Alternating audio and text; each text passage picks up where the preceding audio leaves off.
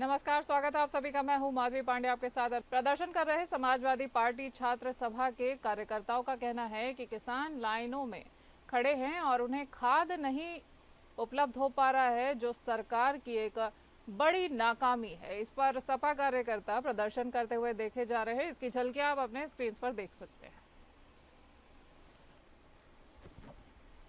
हमारे विशेष संवाददाता आनंद सिंह जुड़ गए हैं फोन लाइन पर। आनंद, क्या देखा गया है, किस तरह का प्रदर्शन रहा है?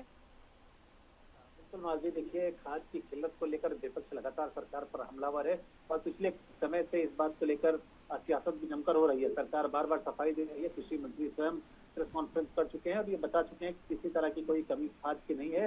हालांकि उन्होंने कालाबाजारी और की बात जरूर कही है और ये कहा है कि ऐसे लोगों के खिलाफ सख्त कार्रवाई होगी। लेकिन विपक्ष का ये साफ मानना है कि जो किसान है वो लाइनों में लगे हुए हैं, उन्हें खाद उपलब्ध नहीं हो रही है। और इसी को लेकर आज समाजवादी पार्टी के जो कार्यकर्ता थे आयोजन सभा के, उन्होंने हजरतगंज चौराहे पर राजधानी लखनऊ के वहां पर जोरदार प्रदर्शन किया। उनकी कोशिश थी विधान भवन का घेराव करने की, लेकिन पुलिस प्रशासन की मौजूदगी के कारण ऐसा संभव नहीं हो पाया। पुलिस बल से कुछ झड़पें हुई है समाजवादी पार्टी के कार्यकर्ताओं की और उसके बाद उन्हें इको गार्डन जो धरना स्थल है, अस्थायी रूप से जिसे धरना स्थल बनाया गया इको गार्डन, वहां पर सभी कार्यकर्ताओं को बसों के द्वारा पहुंचाया गया। और इस प्रदर्शन को लेकर क्या प्रशासन की तरफ से कोई प्रतिक्रिया सामने आई है अभी? आनंद, देखिए मधवी, जैसा मैंने बताया कि क्योंकि प्रशासन पहले से अलर्ट था इस प्रदर्शन को लेकर, और जैसे ही प्रदर्शन शुरू हुआ, विधान भवन घेराव का प्रयास किया समाजवादी पार्टी के कार्यकर्ताओं ने। पुलिस प्रशासन की मुस्तैदी से उनको वहां पर रोका गया और बसों में भरकर उनको इको गार्डन जो धरना स्थल बनाया गया है वहां पर उनको पहुंचाया गया। पुलिस प्रशासन पूरी तरह से मुस्तैद था, इसलिए विधान भवन का जो घेराव था वो सफल नहीं हो पाया। जी आनंद, तमाम जानकारी हमारे दर्शकों तक पहुंचाने के लिए धन्यवाद। बात करेंगे उत्तर प्रदेश के कुशीनगर की, जहां लंबे समय से लंबित चितौनी और तुमकही रेल परियोजनाओं को आखिरकार हरी झंडी दिखा दी गई है। सांसद विजय दुबे की पहल पर इस परियोजना के लिए 477 करोड़ रुपए का बजट स्वीकृत किया गया है। बजट मिलते ही सैकड़ों गांव के लोगों में खुशी की लहर दौड़ चुकी है।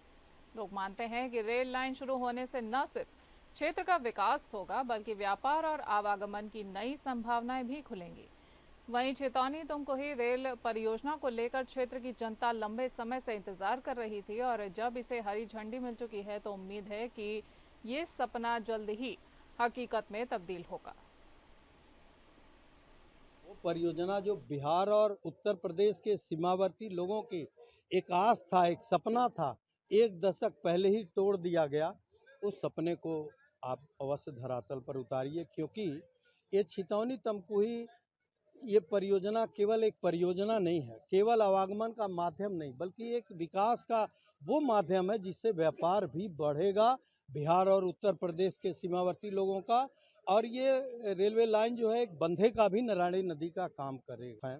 और उन्होंने 10 करोड़ दिया था पिछले सत्र में, आप लोग को याद हो, और आज आप सभी के स्नेह से 477 करोड़ मिलना ये संदेश है कि बचा हुआ 2000 करोड़ में भी बहुत जल्द मिलेगा।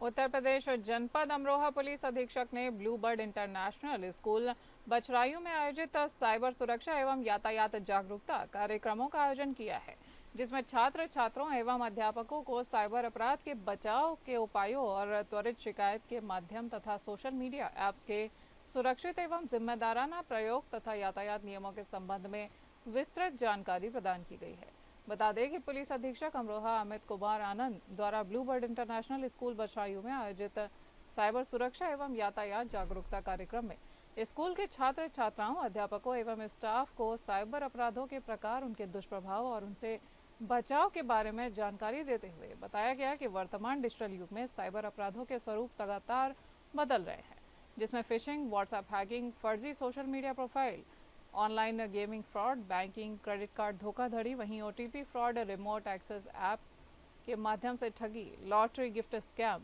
ई कॉमर्स धोखाधड़ी और ईमेल हैकिंग जैसे अपराध शामिल हैं और ये अपराध प्रमुख भी माने गए हैं। उन्होंने विद्यार्थियों को जागरूक करते हुए कहा कि सोशल मीडिया ऐप्स का उपयोग करते समय अपनी व्यक्तिगत जानकारी, बैंक विवरण, पासवर्ड और फोटो या लोकेशन किसी भी अनजान व्यक्ति के साथ में साझा ना करें। वहीं संदिग्ध लिंक पर क्लिक ना करें और अनजान कॉल अथवा ईमेल पर भरोसा भी ना करें। कार्यक्रम में वास्तविक उदाहरणों के माध्यम से ये समझाया गया है कि साइबर अपराधी किस प्रकार तकनीकी और मनोवैज्ञानिक तरीकों से लोगों को जाल में फंसाते हैं और उनसे ठगी करते हैं। ब्लू बर्ड स्कूल में ये जागरूकता अभियान चलाया गया जहाँ पे सभी बच्चों के साथ इंटरेक्शन किया, किस प्रकार से साइबर अपराध से बचा जा सकता है इसके बारे में जानकारी दी गई। अगर किसी भी व्यक्ति के साथ अगर साइबर फ्रॉड होता है तो तुरंत 1930 पे कॉल करें। साइबर crime.gov.in पे अपनी रजिस्ट्रेशन करा सकते हैं। कंप्लेंट के साथ ही आपका जो नियरेस्ट थाना है वहाँ पे भी अपनी कंप्लेंट दर्ज करा सकते हैं। इसमें अगर आप 24 घंटे के अंदर अपनी सूचना देते हैं तो बहुत ज़्यादा चांस है कि आपका जो फ्रॉड हुआ मनी है आपको रिटर्न कराया जा सकता है। जितनी जल्दी आप सूचना देंगे उतना अच्छा है, और साथ ही अगर आप जागरूक रहेंगे तो साइबर फ्रॉड से बच सकते हैं।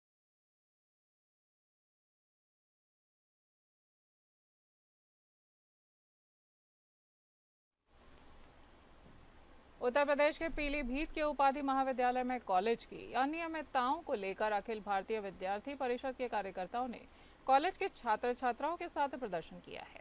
वहीं मामले की सूचना पर स्थानीय पुलिस और सदर तहसीलदार मौके पर पहुंचे हैं, जहां एबीवीपी के कार्यकर्ताओं को समझाने बुझाने में जुट गए हैं। वहीं आपको बता दें कि एबीवीपी के कार्यकर्ताओं ने आरोप लगाते हुए बताया कि कॉलेज के कमरों में खिड़की दरवाजे टूटे हुए हैं, प्रोफेसर क्लास भी नहीं लेते हैं। इसके अलावा कॉलेज के बाथरूम में भारी गंदगी का अंबार लगा हुआ है। टॉयलेट में बियर बोतलें और ग्राउंड में साफ सफाई न होने के चलते सांप बिच्छू आदि वहां पर घूमते रहते हैं। साथ ही कार्यकर्ताओं ने आरोप लगाया है कि कॉलेज के प्रोफेसर्स का छात्र छात्राओं के प्रति व्यवहार भी अच्छा नहीं है। इसके अलावा कॉलेज में छात्र सहायता केंद्र स्थापित है, जहां छात्राओं का व्हाट्सएप पर एक ग्रुप बनाया गया है, जो कि छात्राओं को अनुमति के बिना ही उस ग्रुप में जोड़ा जा रहा है।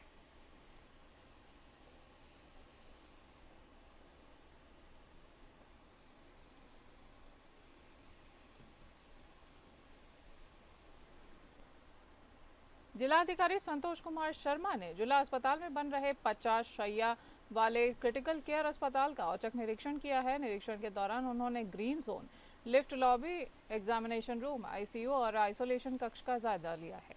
वहीं परियोजना में चल रही देरी पर जिलाधिकारी ने नाराजगी जताई है और 15 दिनों के भीतर कार्य को पूरा करने के निर्देश दिए हैं। साथ ही संबंधित ठेकेदार पर विलंब शुल्क लगाने को भी कहा गया है। उन्होंने फायर फाइटिंग, विद्युत और जल संयोजन जैसे कार्यों को गुणवत्तापूर्वक ढंग से पूर्ण कराने का आदेश दिया है। साथ ही सीएमएस को निर्माण की गुणवत्ता जांचने के लिए तकनीकी समिति बनाने को भी कहा गया है। आपको बता दें कि विद्युत व्यवस्था के लिए यूपीपीसीएल के सहायक अभियंता को 33 किलोवाट का ट्रांसफार्मर जल्द लगाने का निर्देश भी दिया गया है। वहीं अस्पताल भवन की छत पर जल भराव न हो, इसके लिए भी विशेष निर्देश जारी किए गए हैं।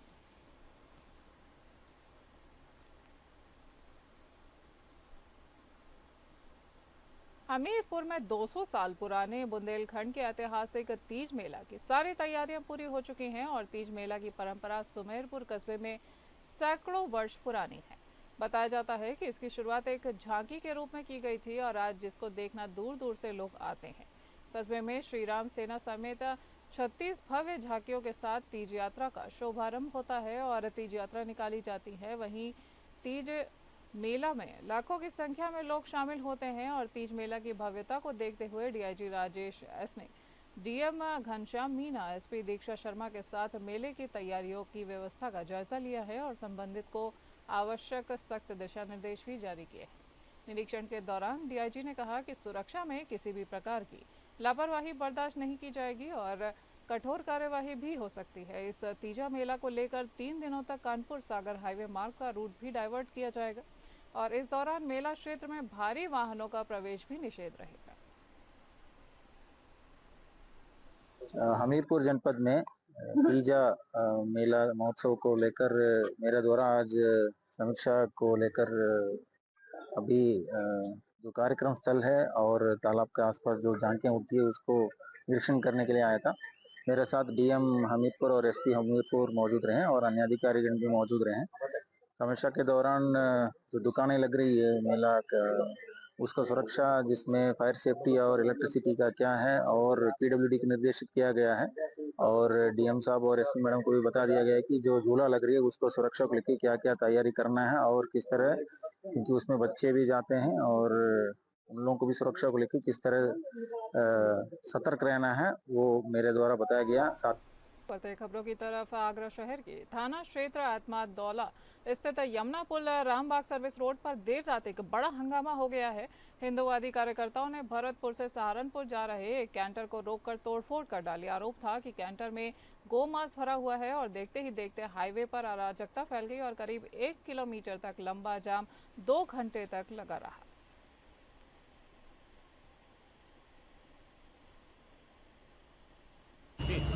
भरतपुर से अपना गोपना ठीक ठेकेदार ने भरवाई है वहीं से। अच्छा। हाँ, जो मटक पशु कार्ड है उसकी एक्टी है वो कहीं के महीने कहीं साल हुए ये आ रही है गंगो सहारनपुर के पास मशीन फैक्ट्री में जा रही है। मैनपुरी जनपद के नवीगंज कस्बा चौकी के ग्राम नगला सुदामा में बीती रात चोरों ने एक घर के दरवाजे का कुंडा तोड़कर चोरी की घटना को अंजाम दिया है। चोर बक्से का ताला तोड़ सोने चांदी के आभूषण और नकदी चुरा कर ले गए हैं। डायल 112 पर पहुंची पुलिस ने घटना की जानकारी लेकर मामले की जांच पड़ताल शुरू कर दी है।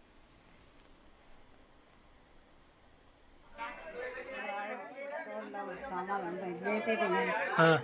हाँ, पिताजी की तबीयत खराब हुई है लगेगी। हाँ। तो देखन चले गए बोला। रेसर है, मुकी है, अंगूठी है, मटन माल है, पायल है, और कन्ननी है। उससे कम लमसम 1 लाख से ऊपर है। मैं 2 बजे करीब घर पे आया था, चक्कर देखने जाके पता चला हमको। मथुरा के मौंड तहसील में जमीन का बैनामा कराने आए किसान से 5 लाख रुपए की चोरी कर ली गई है और चोरी की यह घटना सीसीटीवी कैमरे में कैद हो गई है। मौंड तहसील में दिनेश राघव अपनी जमीन का बैनामा कराने आए थे, तभी उनसे ये चोरी की घटना को अंजाम दिया गया है।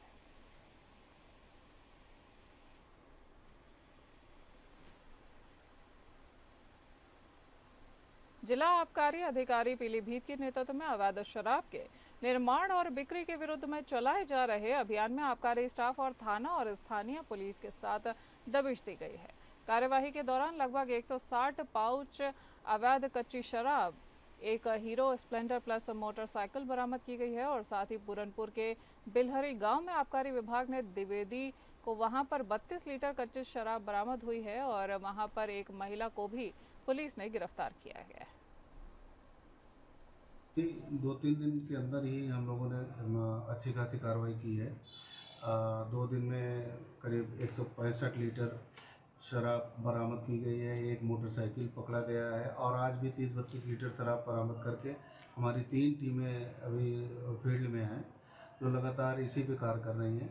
जिलाधिकारी महोदय के सख्त निर्देश हैं और वरिष्ठ पुलिस अधीक्षक महोदय के निर्देश रहते हैं कि लगातार आप लोग पुलिस के साथ मिलकर कार्रवाई करें। उसी के परिप्रेक्ष्य में हम लोग लगातार कार्रवाई करते हैं। जहां भी सूचना मिलती है और या जहां भी हमारे मुखबिर के माध्यम से सूचना मिलती है उस पर लगातार। पीलीभीत में विकास खंड अमरिया में ग्राम पंचायत निसा के ग्राम प्रधान मोहम्मद इस्लाम, उसका भतीजा तनवीर और अन्य 2 लोगों पर दलित सफाई कर्मी राजेंद्र पाल वाल्मीकि के साथ एक जाति सूचक शब्दों का प्रयोग किया गया है। गाली गलौज के साथ मारपीट का आरोप भी लगाया गया है। संगठन के पदाधिकारियों के साथ पीड़ित सफाई कर्मी राजेंद्र पाल के द्वारा पूरे मामले की शिकायत थाना जहानाबाद पुलिस से करते हुए आरोपियों के खिलाफ कानूनी कार्यवाही करने की मांग की गई है। मेरा साथी सफाई कर्मचारी है जो उसने मुझे 1 बजे फोन किया और बताया अध्यक्ष जी कि मेरे साथ आज प्रधान जी और उसके भतीजे और 2 अन्य लोग थे, उन्होंने मेरे साथ मारपीट की है, मुझे भंगेटा कहा है। और जब इसने मुझे फोन किया तो रो रहा था बहुत बुरी तरीके से। 12:30 बज रहे थे साहब, प्रधान जी फोन करा, बोले राजेंद्र कहाँ मेरे साहब गाँव में ठेके ठाड़ी कर रहा हूँ। बोले ऐसा है जरा मुल्ला जी साइड मेरी क्या करने साहब, तो जाके देखो साहब मलबा ठेल लगो तो थोड़ा टूटो पड़ो रोड नाली को और स्लिप को। तो मैंने साहब 1 ट्राली माल है साहब, मेरे अकेले बच्ची बात कहाँ है साहब, मुझे पढ़ाए ना साहब, मजदूर 1 लगवा दो, वो साहब हाथ लगवा दूंगा और सिर तू उठाएगा तो बाप उठाएगा। और साहब मैंने कहा साहब मैं मुँह से ना हटाए, हाथ जोड़े दी उन्हें लात मारी मेरे और मैं साहब नाली में गिर गो, उनके भतीजे साहब मारो, मैं वीडियो बना रहा हूँ, मेरे मोबाइल छीन लो, छीनने के बाद में एक लौंड और लेकर का है उन्हें भी साहब 2 झापड़ मेरे मारे। चित्रकूट में प्रयागराज नेशनल हाईवे पर एक स्कॉर्पियो पर पेड़ गिरने से एक बड़ा हादसा हो गया है। गाड़ी में कुल 5 लोग सवार थे और इसमें से 2 लोगों की मौत हो चुकी है, वहीं 3 लोग घायल बताए जा रहे हैं। मृतक और घायल स्कॉर्पियो में घर के लिए निकले थे और पुलिस ने मौके पर पहुंचकर उन्हें रेस्क्यू किया है। पेड़ को हटवाया गया है और जाम को खुलवाया गया है। आपको बता दें कि कुछ स्थानीय लोगों ने बताया कि पेड़ कटवाने की कई बार मांग की गई थी, लेकिन कोई भी कार्यवाही नहीं हुई है और पुलिस अभी घटना की जांच कर रही है।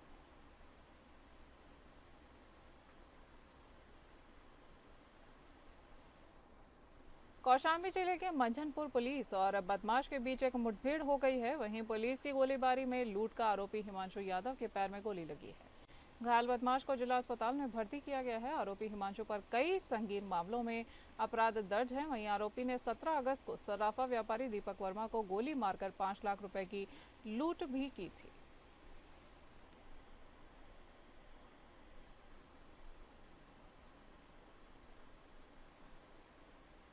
बागपत जनपद के बड़ौत कस्बे में राहुल की हत्या उसकी ही पत्नी ने अपने ही प्रेमी के साथ मिलकर कर दी।